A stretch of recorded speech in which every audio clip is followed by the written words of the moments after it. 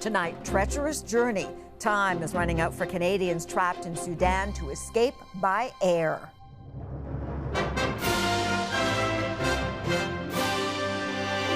Ottawa's warning. The window for opportunity at the airfield is closing. The options under consideration. We are examining all options. We have assets in the port of Sudan. With hundreds of Canadian nationals still trapped in the combat zone.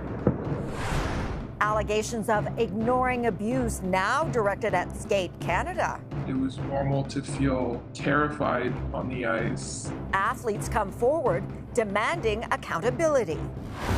Plus murder on a beach in Belize. I just want Henry's family to have peace now, and I want this whole thing behind all of us. The Canadian socialite, the police chief, and what happened when the two went for an evening walk.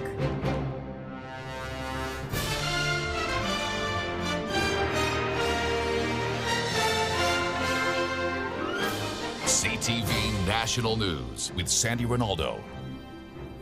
Good evening. A late development tonight. Ottawa announced that all evacuation flights from Sudan have now ended. It has Canadians scrambling to get out of the war-torn country as the fragile ceasefire falls apart. The fighting is trapping hundreds who haven't yet found safe passage. Ottawa says it is now looking at other escape options.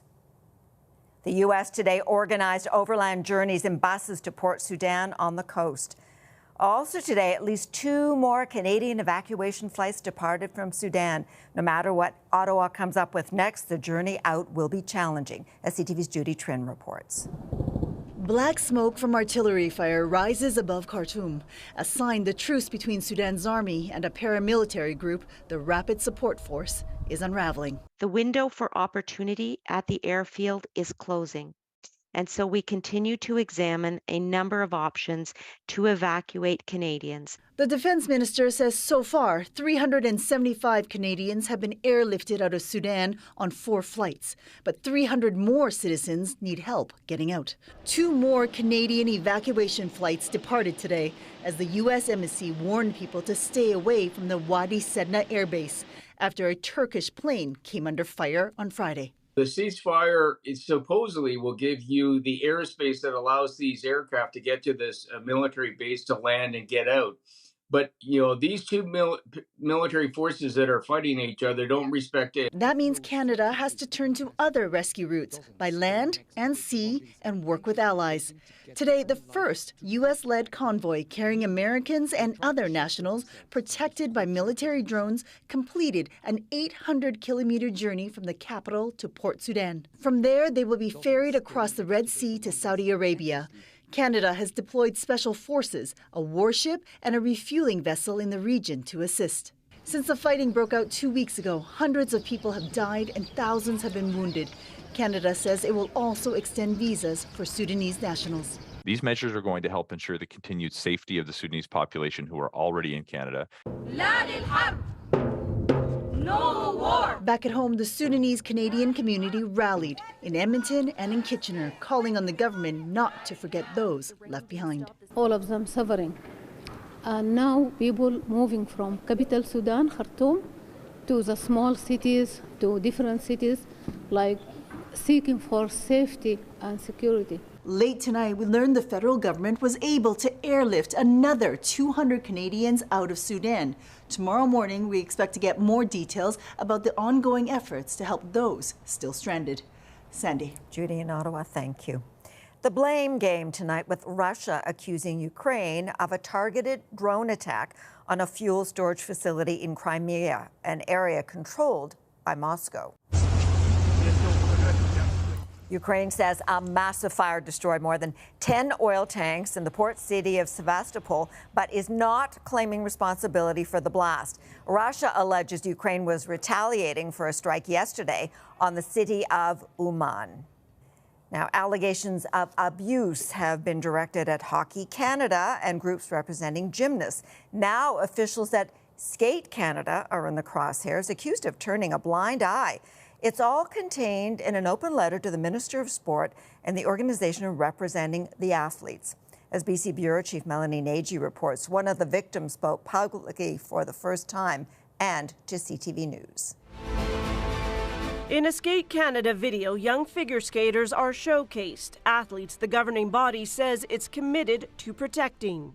But now in an open letter, a group called Figure Skating for Change is accusing the organization of ignoring abuse. The systems that we have in place right now are not sufficient. This woman is one of the skaters backing the letter. Abuse has gone unchecked for a very long time. She's afraid to show her face because she's still active in the skating world and fears repercussions for speaking out. For me, it was physical, verbal, emotional, and psychological. As a preteen, she attended an elite training facility in BC called Champs International Skating Center. She alleges her coaches verbally attacked her and inflicted physical trauma. It was normal to be yelled at. It was normal to feel terrified on the ice. Figure Skating for Change names Champs in its letter, claiming young athletes were shoved, body shamed, and locked in change rooms as a form of punishment. The group also alleges victims are afraid to come forward because Skate Canada has not adequately dealt with complaints.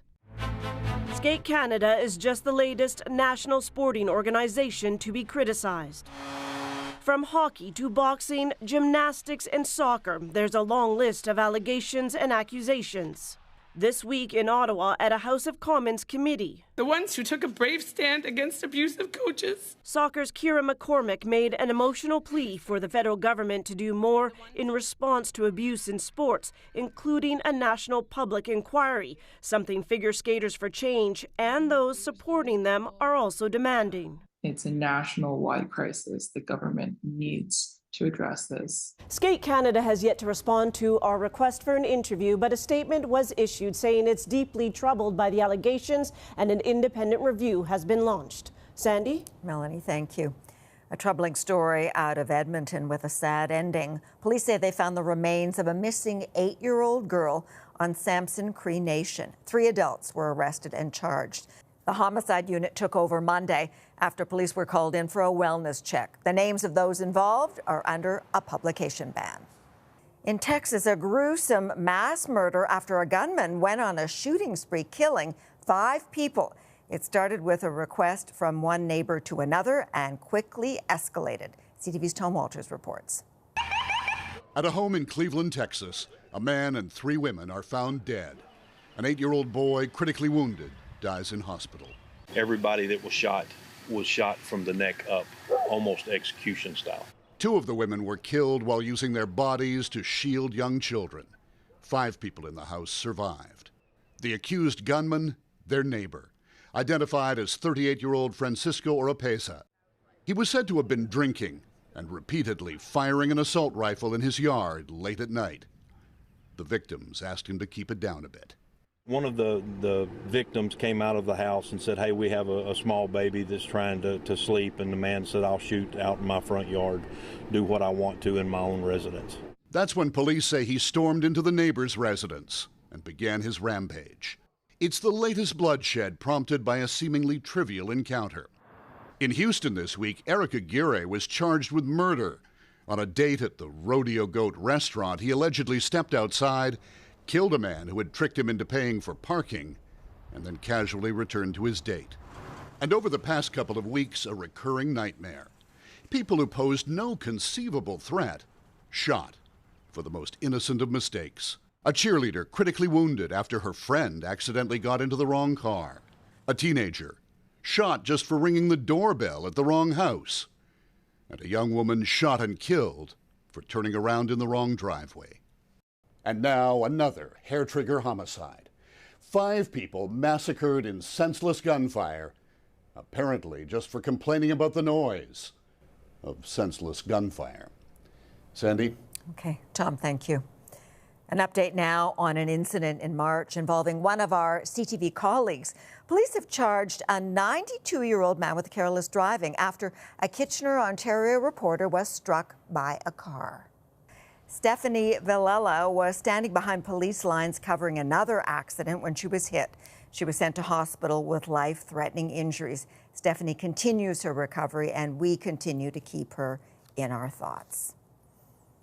Well, a sensational story is unfolding in the Central American country of Belize. It involves a Canadian socialite once living the high life in Britain, but now Jasmine Harton is facing manslaughter charges in the death of a senior police officer, Henry Jemmett. CTV's Creason Ashkate picks up the story after the accused entered a plea. A guilty plea to manslaughter by negligence by Canadian Jasmine Harton from Kingston, Ontario, after admitting she shot and killed a Belize police chief. I just want Henry's family to have peace now, and I want this whole thing behind all of us so we can heal. Taking all things into consideration, especially I can tell you heavy on her heart in considering was to not put the family of the victim through the anguish of having to go through a trial proceeding. The 34-year-old luxury realtor and mother of two is now the ex-wife of a British billionaire's son, Andrew Ashcroft. Harton was friends with the victim and in May of 2021 was invited to Henry Jemett's home for dinner with her then-husband, who declined to go. After drinks, Harton and Jemmett ended up along the beach where she was given Jemett's gun. She claims it accidentally fired a single shot, hitting the back of Jemett's head, killing the father of five. It's difficult to believe that two adult people are walking along a beach with a loaded revolver or loaded automatic pistol and passing it back and forth in what turns out to be a careless manner. This criminal lawyer says Harton's future has yet to be decided. She has done some time at least in custody over the past 2 years. So that pre-sentence custody would rebound to her favor. Also, she's pleading guilty. That would be a mitigating factor. Harton's lawyer says the judge may consider a non-custodial sentence, with Harton ordered to pay a large fine or compensation to the family. Nobody ever wins in a situation like this. The only thing that can happen is that the parties involved can now get the opportunity to move on with their lives. Harton will return to court for her sentencing hearing on May 31st, while the judge determines the amount of the fine in this police officer's death. Creason Ashkate, CTV News, Halifax. Well, there are no plans for striking public service workers to return to their jobs just yet, but the two sides are talking this weekend now that Ottawa offered up a proposal yesterday. We don't know all the details, but as CTV's Jackie Perez reports, there's some optimism. No picket line for Larry Ledman this weekend. But over the course of the strike, he's been reporting for duty at Tunney's pasture. The first couple of days, the people, the adrenaline's up. And now the uncertainty is starting to get to people.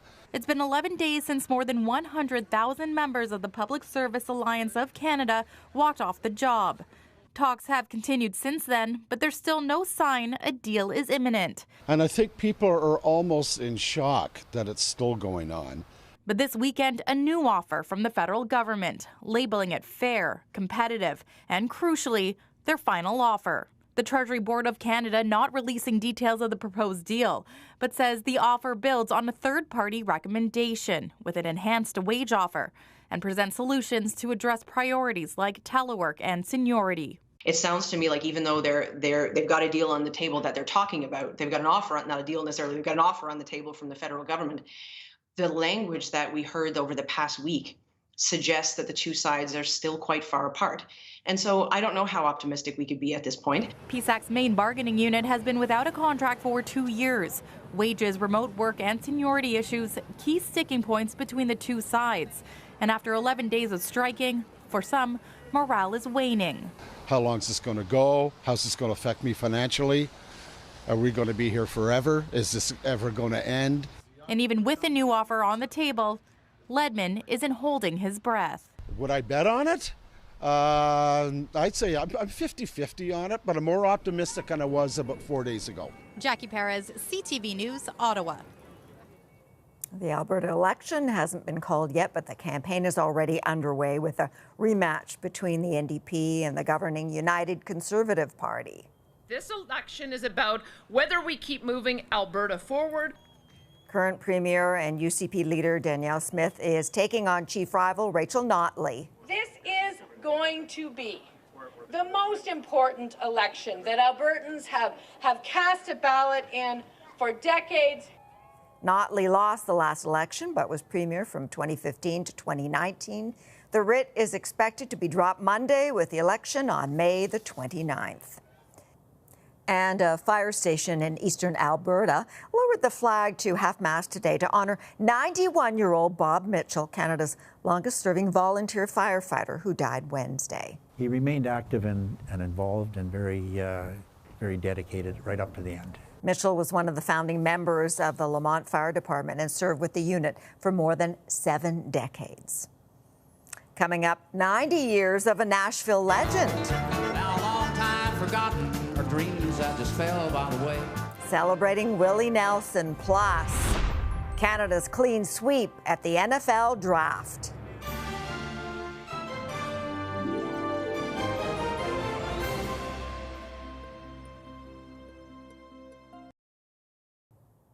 Preparations are underway for next Saturday's coronation of King Charles III. Today, the sacred and historic relic known as the Stone of Destiny returned from Scotland to Westminster Abbey and will be placed beneath the coronation chair. Now, CTV will have extensive coverage, including a primetime special on the royal family. It is called King Charles III, The Crown and the Quarrels, and will air next Thursday at 10 p.m. on CTV. Tune in to live coverage of the coronation Saturday, May the 6th, starting at 3 a.m. Eastern, midnight Pacific. A family fair also played out at the NFL Draft today, with 5 Canadian players picked, among them identical twins. The Cincinnati Bengals select Chase Brown. Chase got a big celebratory hug from twin brother Sidney, who was drafted Friday by the Philadelphia Eagles. Still ahead, a milestone birthday for an American music icon. So don't sit around and cry. Just roll me up and smoke one I die. Now you won't see. Researchers in BC are keeping an eye on volcanic activity in the province in a first-of-its-kind investigation, and they're doing it by examining past eruptions. In particular, they're studying Mount Meager, 200 kilometers north of Vancouver, to determine when the next outburst might happen. Here's CTV's Kevin Chirac. A group of scientists make the dangerous trek to Mount Meager. They study volcanic activity, collect samples, and measure lethal levels of volcanic gas. This is volcanic ash from the 1980 eruption of Mount St. Helens. Glenn Williams-Jones was on the expedition and has studied volcanoes around the world. The main thing the public needs to know about volcanoes is that we have them. Sarah Offrere refers to herself as a volcano detective. Here, she's studying tiny crystal samples from a Mount Meager eruption dating back nearly 15,000 years ago. She's looking into how long they sat in magma prior to the eruption, hoping it can help reveal a timeline and help forecast when the next eruption could occur. It's the first study of its kind in Canada, one of many ways, she says, volcanoes reveal their personality. They show us some unrested signals, such as an increase in seismicity, so the ground shaking, or ground formation, because there's something going up, so it pushes things up too. So there's some warning signs. Jones says Mount Meager's last eruption was 2,400 years ago, with ash discovered as far away as Alberta. He says it was similar in scope to the 1980 eruption of Washington's Mount St. Helens that caused major environmental and infrastructure damage and killed nearly 60 people. In all likelihood, the next volcanic eruption in British Columbia is probably going to be a lava flow. So thinking about the runny lavas that we get in Hawaii. He says more research is being done in BC than ever before, hoping the more we learn, the more we can expect. You're not going to stop these kinds of events, but potentially you can prepare for it. Early signs of Offrere's research shows it's likely we'd have months of warning from an eruption, but cautions anything is possible. Kevin Chirac, CTV News, Burnaby. Well, it may be impossible to believe that country music star Willie Nelson is 90 years old, but he is, and this weekend family members and dozens of famous friends like Neil Young, Norah Jones, and Chris Christopherson will gather at the Hollywood Bowl in LA to celebrate the birthday boy. But you were always on my mind. You were always on my mind. Nelson also released 90 photos on Twitter to commemorate his 90 years on the planet. You can see the master musician aging over the decades. His songs as relevant today as they were when he first performed them.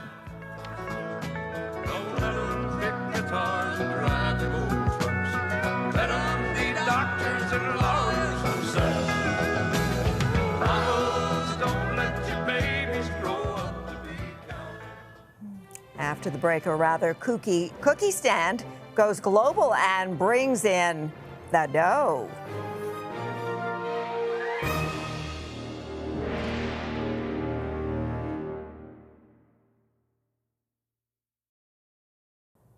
We leave you tonight with a quirky family farm stand that's become quite the sweet spot, attracting visitors from all over the world, as CTV's Adam Sawatsky tells us. He's a cuckoo cow.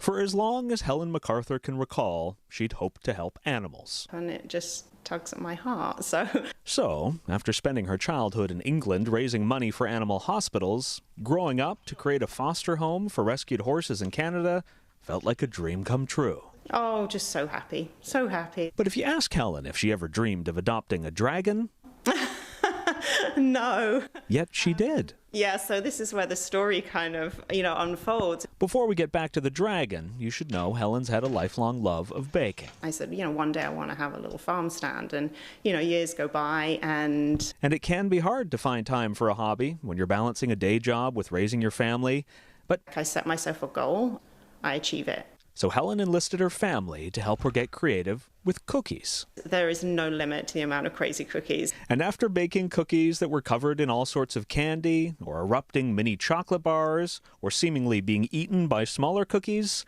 Helen set up that stand at the end of their driveway. Maybe some friends and people in the local community would stop by. And Helen certainly never expected that her baking would be such a blockbuster they'd have to expand and hire that dragon, Doug H., whose name also happens to spell the word dough. He is breathing fire into the ovens to bake the cookies. Doug's one of dozens of fantastical characters that now greet you on your journey to the crazy cookie house. Just take a moment and relax and smile and enjoy it for what it is. But more than a whimsical place where creative baking is sold through the honor system, where social media posts about the house can earn more than 300,000 views, the Crazy Cookie House has become so popular, Helen was able to leave her day job to focus on it full time.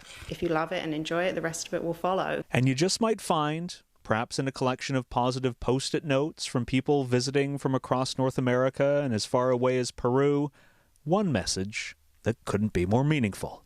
I like the way you dream. It's a dream come true. It really is. Adam Sawatsky, CTV News, Metchosin. And that's our newscast for this Saturday. Thank you for sharing your time with us. I'm Sandy Ronaldo. Good night. Until tomorrow. Bye for now.